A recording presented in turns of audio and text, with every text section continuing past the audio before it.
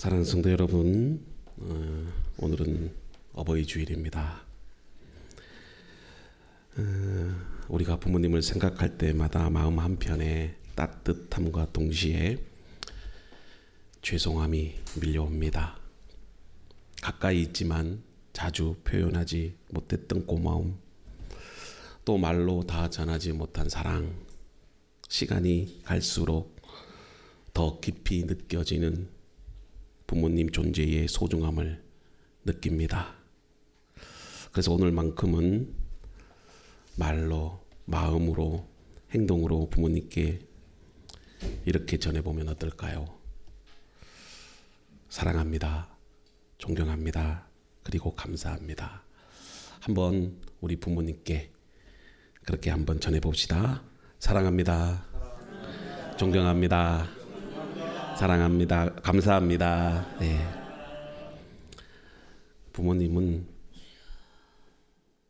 우리가 태어나자마자 첫 번째로 만나는 사람이고, 또 우리 인생의 첫 선생님이고, 또 우리 삶의 사랑이 무엇인지를 처음으로 가르쳐준 분들입니다.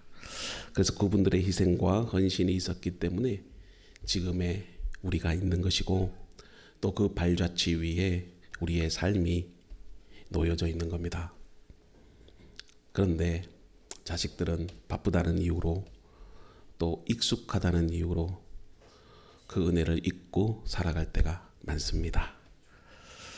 어쩌면 하나님께서 오늘 이 어버이 주일을 통해서 말씀하고 있는지도 모릅니다. 그것은 에베소서 6장 2절의 말씀처럼 내 부모를 공경하라. 이것은 약속 있는 첫 계명이니. 오늘 우리 자식들이 이 마음에 새겼으면 좋겠습니다. 공경은 단지 행동의 문제가 아닙니다. 그것은 마음의 태도고 신앙의 표현입니다. 하나님께서 허락하신 부모를 어떻게 대하느냐는 그 부모의 성격, 인품, 상태, 그것이 조건이 될 수 없습니다. 부모가 괴팍하더라도, 부모가 짜증을 부리더라도 부모는 마땅히 자식들로부터 공경을 받아야 합니다. 그건 하나님께서 세우신 권이고 하나님이 주신 분들이기 때문에 그렇습니다. 그렇기 때문에 우리가 부모를 어떻게 섬기느냐는 우리가 하나님을 어떻게 섬기는지를 잘 보여주는 거울입니다.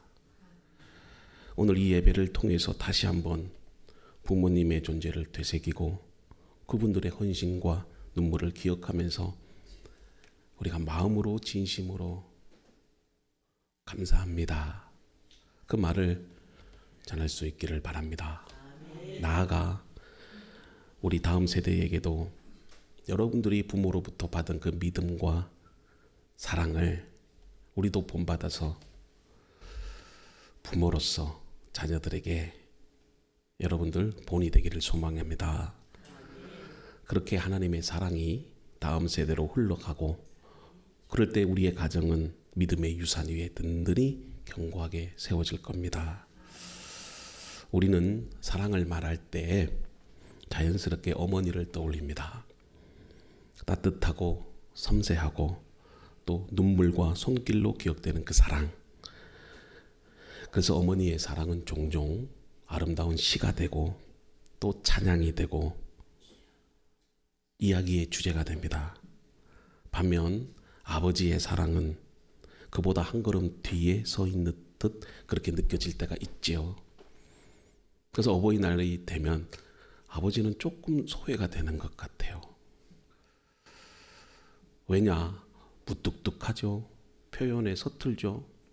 때로는 감정조차도 읽기 어렵죠. 왜 그렇게 기억이 될까요? 그래서 우리는 자주 아버지를 기억하지 않는 것 같습니다. 그런데 오늘은 아버지 얘기를 하려고 합니다.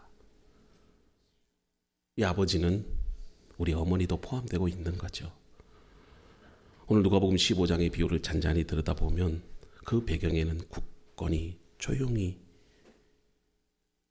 모든 걸 이끌어 가시는 한 사람을 보게 됩니다. 근데 그 사람이 바로 아버지였습니다. 우리는 이 이야기를 흔히 돌아온 탕자 그렇게 부르지만 실제로는 잃은 자식을 바라보면서 그 자식을 애틋하게 기다리는 정말 사랑 많으신 그 아버지의 이야기입니다. 여러분, 어릴 적에 아버지를 어떤 존재로 기억하고 계십니까? 우리가 생각하는 아버지 상은 항상 바쁘셨고 얼굴 보기 힘드셨고 항상 밖에 계셨고 표정은 무뚝뚝하고 말은 짧으셨습니다. 저도 경상도에서 살았기 때문에 주로 대화를 하면 밥 먹었나? 그래, 자자. 이 세 가지입니다. 저희 어머님이 무척 힘들어했습니다. 그래서 기선아, 너는 결혼해서 딸을 낳거라. 그래서 딸을 셋이나 낳습니다. 근데 저도 커서 나이가 들고 자식을 낳아 보니 정말 나중에 깨닫게 되더라고요. 아버지는 늘 보이지 않는 곳에서도 우리를 지켜보고 계셨어요. 침묵 뒤에는 말보다 깊은 사랑이 있었고 모든 것을 참고 지탱했던 것이 바로 아버지의 어깨였다는 사실을 저도 나이가 들어서 깨닫습니다. 오늘 우리가 그 잊혀졌던 아버지 얼굴을 다시 한번 떠올렸으면 좋겠어요. 먼저 달려오시고 잘했느니 못했느니 따지지도 않으시고 품어주시는 그 아버지의 사랑. 우리는 그 사랑을 통해서 하나님 아버지의 모습을 봅니다. 그뿐만이 아니라 우리 곁에 이 평범한 아버지들 안에서도 발견하게 돼요. 아버지의 어머니의 사랑이 조용히 품어주는 따스한 손길이라면 아버지의 사랑은 말없이 기다리는 깊고도 절실한 사랑이에요. 그동안 너무 조용하셨기에 오히려 우리가 충분히 바라보지 못했던 바로 그 사람, 지금 우리는 그 아버지의 얼굴을 다시 마주할 때입니다. 그래서 우리는 오늘 누가복음 15장 이 아버지를 중심으로 그 사랑의 깊이를 한번 우리가 생각해 보고자 해요. 과연 그 아버지의 행동과 그리고 그 마음 속에는 어떤 사랑이 숨겨져 있을까? 그리고 그 사랑은 오늘 우리 현실 속의 아버지들과 어떻게 이어지고 있는가? 이 물음에서 우리는 이 아버지의 얼굴을 더 정직하게 여러분 맞이할 수 있을 겁니다. 여러분, 사랑한다면 왜 붙잡지 않는 걸까요? 왜 애타게 말리지 않고 그냥 두는 것일까? 여러분, 누가복음 15장은 이 탕자의 이야기에서 우리는 예상 밖의 아버지를 만나요. 자, 어느 날 둘째 아들이 찾아와서 다음과 같이 아버지에게 말을 합니다. 아버지, 제게 돌아올 유산을 미리 주십시오. 아마도 이 둘째 아들은 이제 스스로 어른이 되었다고 생각했던 것 같아요. 나이가 들면서 아마 아버지로부터 이제 독립하고 싶었던 것입니다. 그래서 필요한 것이 뭐죠? 돈이었기에. 근데 지금 당장 돈은 없어요. 그래서 아버지 유산을 달라는 겁니다.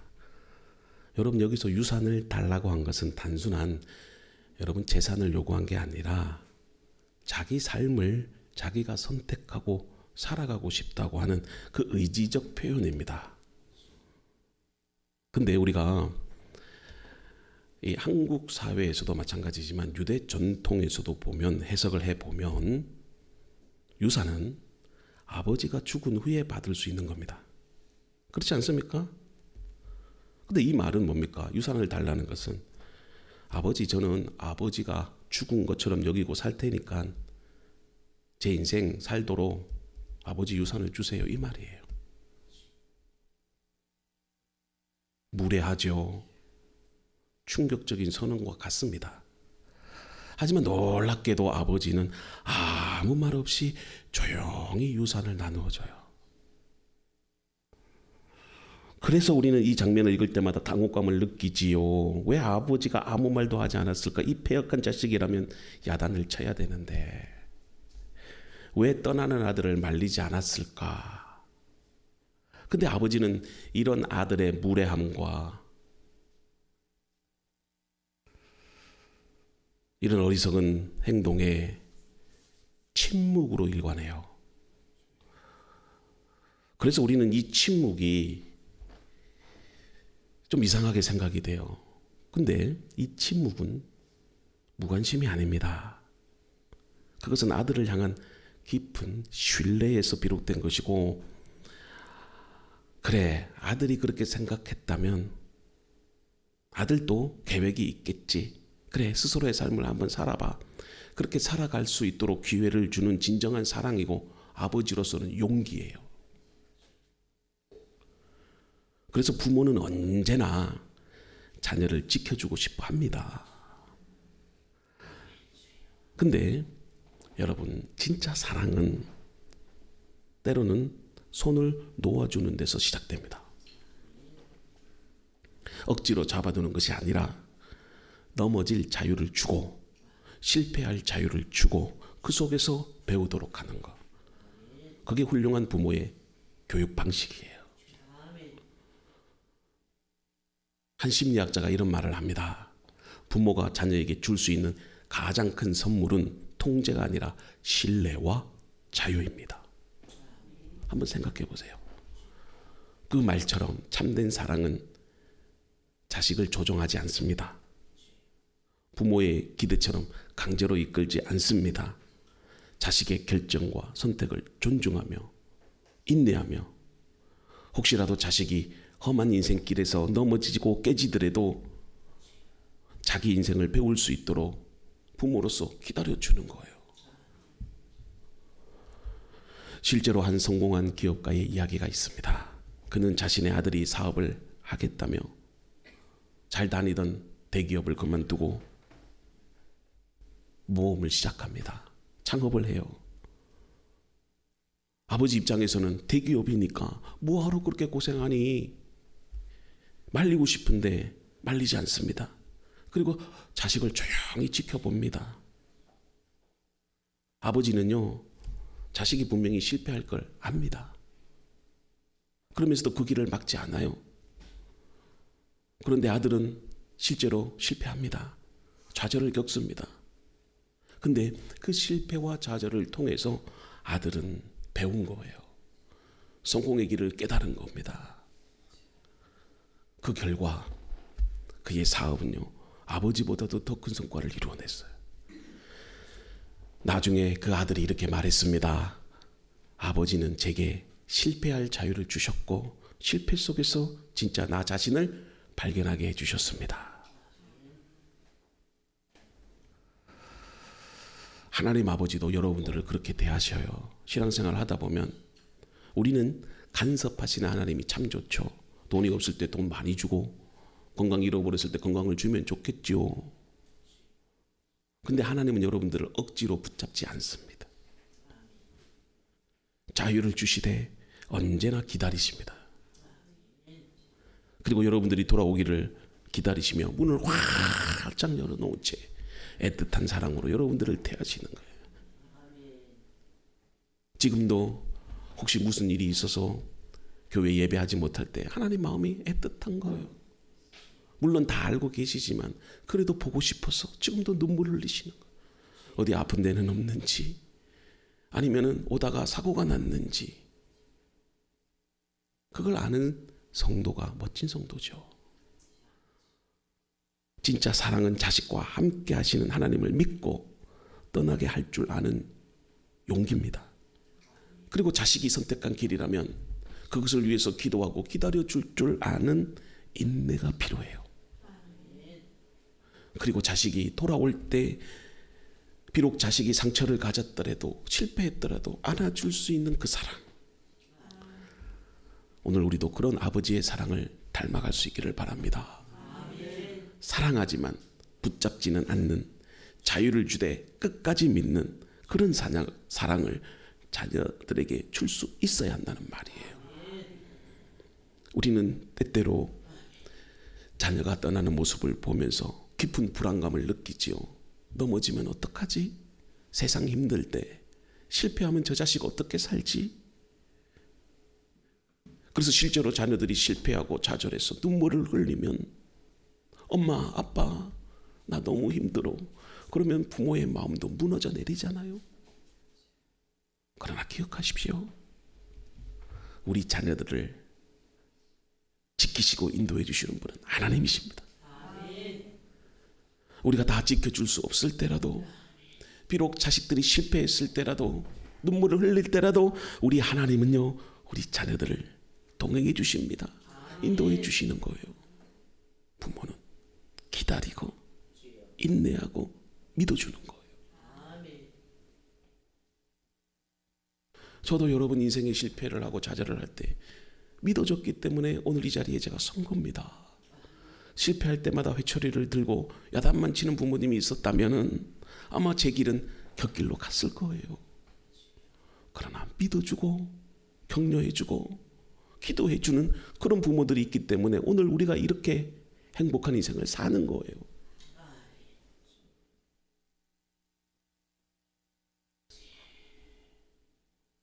오늘 우리는 이 탕자의 이야기, 그 주인공은 아버지잖아요. 이 아버지를 통해서 우리는 배우는 거예요. 그 아버지의 사랑은 붙잡지 않음으로써 사랑을 보여주는 용기고요. 또 자식이 실패하고 돌아오더라도 돌아올 자리를 마련해주는 그 믿음의 자세를 가진 분이 아버지예요. 그것이 바로 하나님께서 우리에게 보여주신 사랑의 방식이기도 합니다. 바로 여러분들의 아버지, 어머니가 우리 자식을 사랑하는 방식이기도 합니다. 그 사랑은 언제나 돌아오는 영혼들에게는 세상 그 무엇보다도 넓고 따뜻한 품이 됩니다. 그것이 바로 부모의 사랑이라고 여러분들에게 말할 수 있습니다. 어린 시절 저도요, 친구들과 한바탕 싸우고 눈물 범벅이 돼서 돌아왔던 날이 있어요.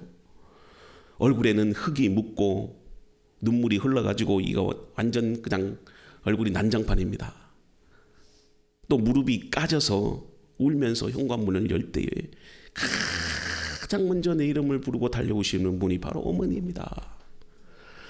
아무 말 없이 안아주고 물수건으로 상처를 닦아주던 그 따뜻한 그 손길을 지금도 잊을 수가 없어요. 그래서 여러분, 사랑은 늘 먼저 다가가는 겁니다. 자녀가 잘나서가 아니라 그냥 내 자식이니까, 내 아이니까 달려가는 사랑.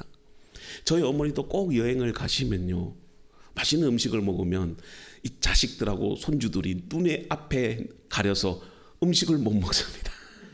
그래서 꼭 그 음식을 싸가지고 와요. 그래놓고 여행을 갔다 오시면 기사나 또 며느리야, 주희야, 주은아, 주연아, 할머니, 할아버지가 여행을 가서 맛있는 것 갖고 와서 오늘 점심 때 와서 같이 먹으렴, 꼭 그렇게 얘기를 하셔요. 저희들은 그러죠. 아버님, 어머님이랑 많이 드세요. 그래도 부모의 마음은 그런 겁니다. 아이가요, 실수했을 때도 실패했을 때도 마음이 아파 눈물을 흘릴 때도 오히려 더 간절하게 품으려는 것이 부모예요. 그래서 잘못한 자식을 때로는 꾸짖기도 하시지만 또 먼저 그 잘못을 감싸 안아주시는 분이 또 부모님이세요. 저는 그것이 바로 아버지, 어머니의 사랑이라고 믿습니다.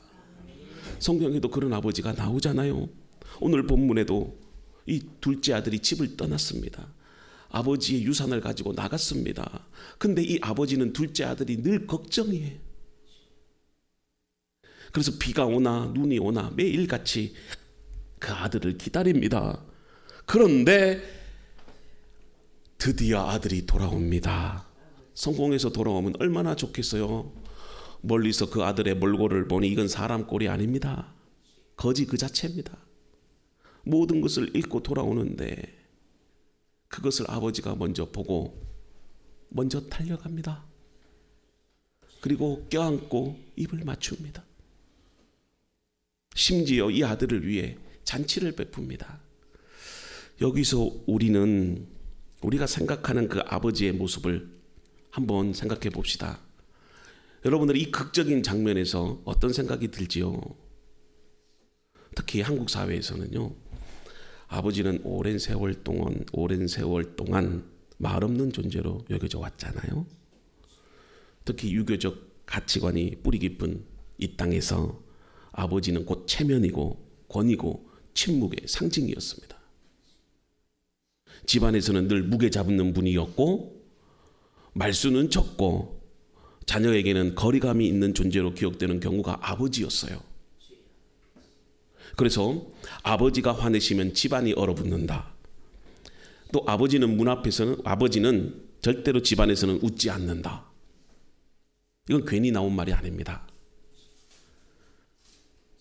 그런데 그런 아버지도 몰래 새벽에 자녀의 교복을 다려놓고 자녀가 잘 때 슬쩍 머리를 쓰다듬고 어머니 몰래 봉투에 용돈을 넣어서 슬쩍 가방에 넣어두시기도 하셨어요.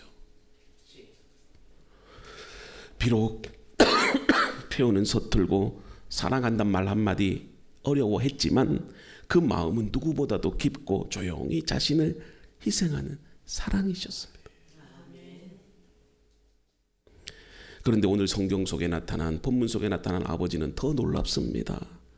그 아버지는 체면도 내려놓고 권위도 내려놓고 먼저 달려가는 아버지입니다.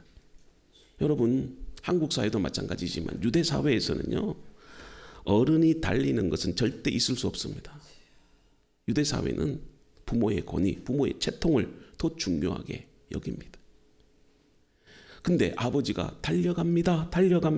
이건 아버지의 권위와 채통을 무너뜨리는 행위입니다. 근데 아버지는 자식을 위해서라면 그렇게 하겠다는 거예요.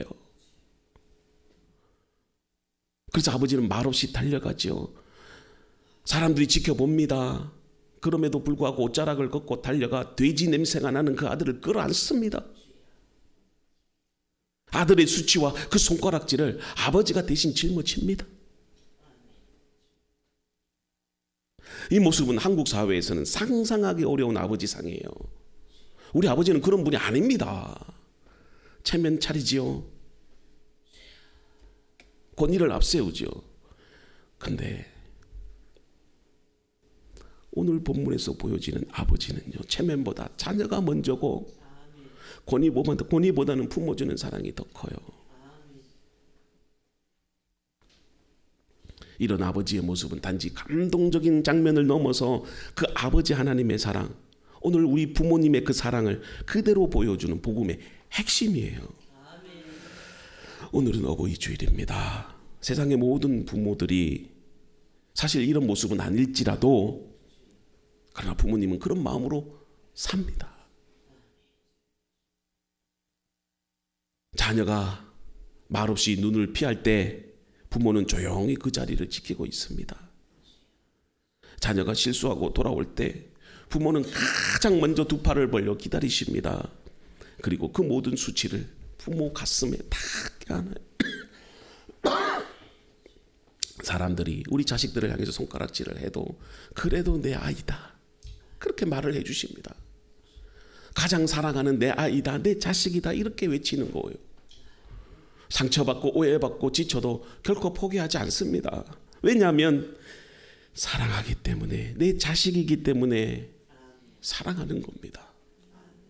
이것이 부모의 사랑이기 때문이에요. 이 사랑이 아버지 하나님의 사랑을 닮아 있어요. 여러분들도 죄인이었을 때 가장 먼저 찾아오셨어요. 여러분들이 멀리 떨어져 있을 때도 하나님은 달려오셨어요. 그래서 우리의 수치와 우리의 부끄러움과 우리의 죄를 위해서 십자가의 고통을 당하시고, 그 십자가에서 얼마나 모진 수치와 조롱과 모욕을 당하셨습니까? 내가 당해야 되는데 우리의 하나님께서 당하신 거예요. 그분이 바로 우리 하나님 아버지입니다. 그래서 우리가 부모님의 사랑을 다시 기억하는 그날, 그 사랑 속에 흐르고 있는 하나님의 은혜도 동일하게 기억하기를 바라요. 이제는 우리 자식들이 먼저 달려가야 할 차례입니다. 이제 아버지를 껴안고 울고 아버지 감사합니다 해야 할 차례예요. 우리 먼저 사랑합시다, 이렇게 고백합시다. 그리고 감사합니다. 그리고 기도하고 있어요. 이렇게 용기 내어 말할 수 있는 자식들이 되기를 바랍니다. 달려가는 사랑은 멀리 있는 마음도 다시 안아줄 수 있어요. 그런데 아버지의 사랑은 거기서 끝나지 않습니다. 아버지는요, 절대로 비교하지 않고 있는 그대로 사랑해 줍니다. 자, 먼저 달려가서 그 둘째 아들을 품어주는 그 사랑. 근데 여기서 우리가 스포트라이트를 다른 아들에게도 비춰보는 거예요. 이제는 맏아들에게도 한번 가봅시다. 자, 아버지 곁에 남아있었던 또 한 사람을 향해서도 아버지의 사랑이 똑같이 흘러가요. 자, 집을 떠난 자식만큼이나 집 안에 있었지만 마음은 멀어진 그 큰아들도 아버지에게는 여전히 소중한 아들이었다는 겁니다. 그래서 오늘 본문에도 단지 둘째 아들을 위한 포용으로 그 사랑이 끝나지 않았다는 거예요. 첫째 아들은 비교의식 때문에 억울함을 느낍니다. 그래서 말하지 못했던 숨겨진 상처를 안고 살아가요. 그래서 큰아들이 아버지에게 항변을 하잖아요. 나에게는 친구들을 위해서 염소 새끼 한 마리 주지 않으면서 저 둘째 놈은 아버지의 재산을 갖고 창기와 함께 써버린, 왜 저 아들을 사랑하십니까? 이게 뭐예요? 아버지의 사랑을 비교했다는 겁니다. 상대적으로 자신은 사랑받지 못했다고 느꼈던 거예요. 근데 오늘 본문에는 그 비교의식을 느끼고 억울함을 느끼는 그 아들을 향해서도 아버지는 똑같이 사랑한다.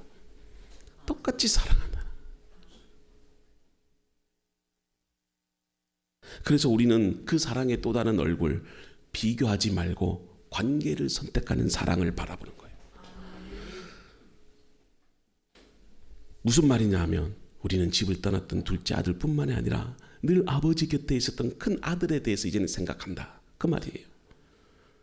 그러니까 아버지 사랑은 떠난 자식에게만 향한 것이 아니라 곁에 머물렀던 이 자식도 똑같이 사랑했다는 그 사실이에요.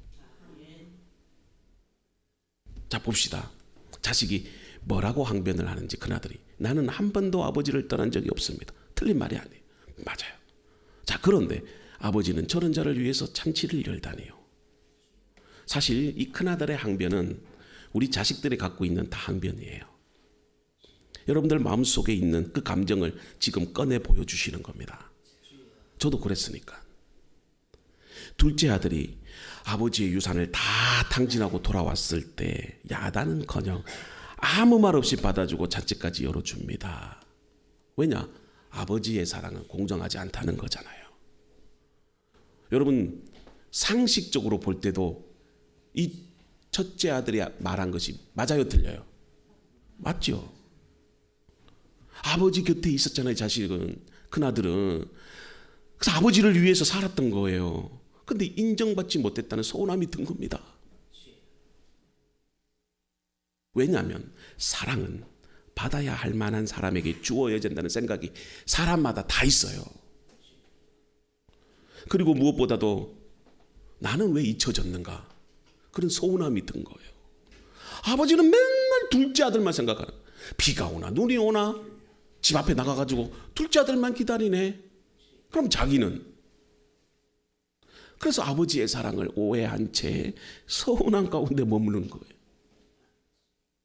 자, 보세요. 큰아들은 떠나지도 않았습니다. 늘 곁에 있었습니다. 말없이 일했고 성실했고 아버지 곁을 지켰습니다. 근데 정작 이 큰아들은요, 나는 아버지께 사랑받고 있지 못하고 하는 그 사실만 생각하고 살았던 거예요. 왜냐하면 이 큰아들은 사랑을 비교의식 속에서 배웠던 거예요. 상대적인 비교감에서 자신이 더 사랑 많이 받아야 된다고 생각했던 거죠. 비교해보니 둘째 아들보다 자기가 더 낫잖아요.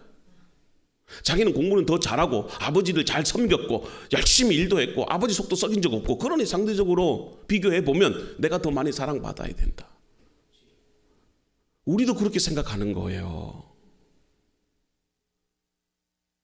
그러면서 사랑을 공로로 따지며 살아왔잖아요. 그래서 그에게 있어서 사랑은 이 정도는 해야 아버지께 사랑을 받을 수 있겠다.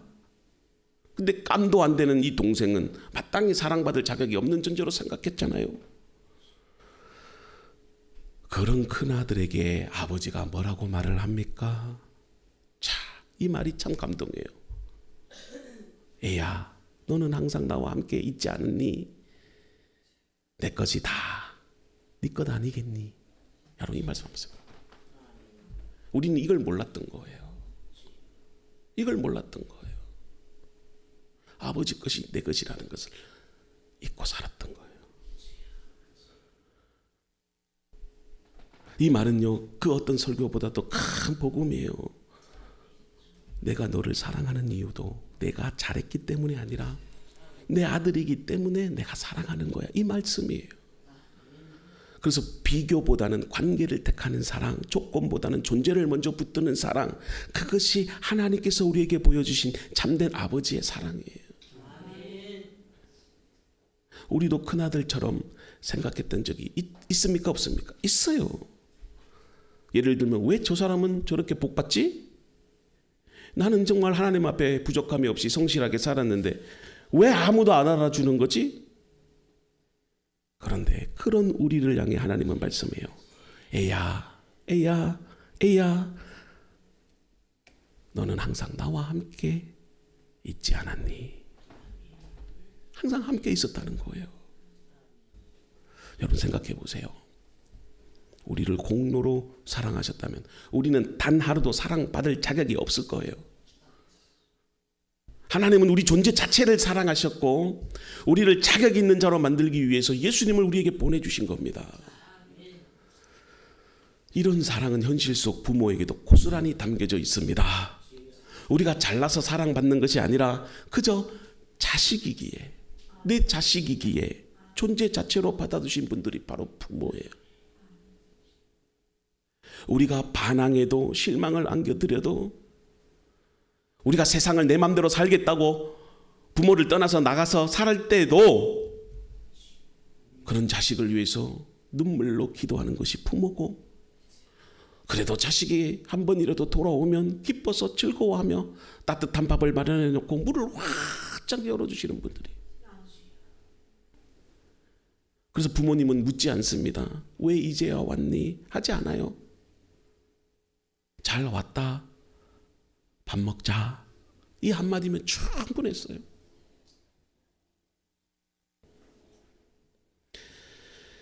그래서 우리가 부모를 공경해야 하는 이유도 단지 양육의 은혜 때문이 아닙니다.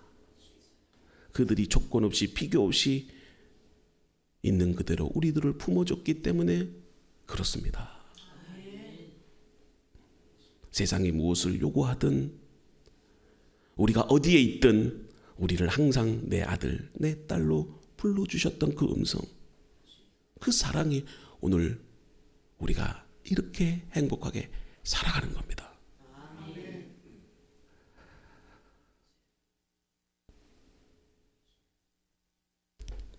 결론을 맺습니다. 우리는 어릴 때부터 무엇을 해야 사랑받는 줄로 알았어요. 그래서 말을 잘 들으면 칭찬을 받고 공부를 잘해야 기뻐하고 철이 들어야 인정받는다고 배웠어요. 그래서 우리는 잘하면서도 늘 무언가를 맞추려고 그 부모의 기대에 부합하려고 엄청나게 애를 썼습니다. 부모님의 기대에, 그리고 세상의 기준에, 심지어 하나님의 사랑 앞에서도 내가 이 정도는 해야 사랑받지 않을까 그렇게 생각했었어요. 근데 오늘 말씀 누가복음 15장에 나타난 그 아버지는 달랐습니다. 떠났던 아들이 돌아왔을 때 그 아버지는 아무 말 하지 않았습니다. 왜 그랬니? 이제 네 인생 어떻게 책임질 거니? 그렇게 말씀하지 않았어요. 대신에 그냥 달려와서 안고 입을 맞추고 말도 끝나기 전에 잔치를 베푸셨어요. 그 이유가 뭘까요? 내 아들이 돌아왔기 때문에. 사랑하는 여러분, 아버지는 우리가 잘했기 때문에 사랑하지 않습니다. 우리를 낳았기 때문에, 우리를 잊지 않았기 때문에, 우리가 아버지 어머니의 자녀이기 때문에 사랑하십니다. 이 땅의 부모도 그렇습니다. 세상이 모두 등을 돌려도, 여러분들이 실패해도 실수해도 부끄러워도 아무것도 이루지 못한 채 돌아와도 우리 부모님들은 말없이 잘 왔다, 밥 먹자, 이렇게 하십니다. 저는 이 말이 참 좋아요. 잘 왔다, 밥 먹자. 이 한마디에 모든 사랑이 다 담겨져 있어요. 그 한마디가 우리 인생의 복음이었습니다. 어릴 적 밤늦게 집에 돌아왔을 때 거실에 불 하나 켜놓고 졸면서 기다리시던 그 아버지의 뒷모습, 말없이 용돈을 주시면서 괜찮다 하시던 그 한마디, 아파하시면서도 자식들 앞에서는 괜찮다 하시던 그 아버지,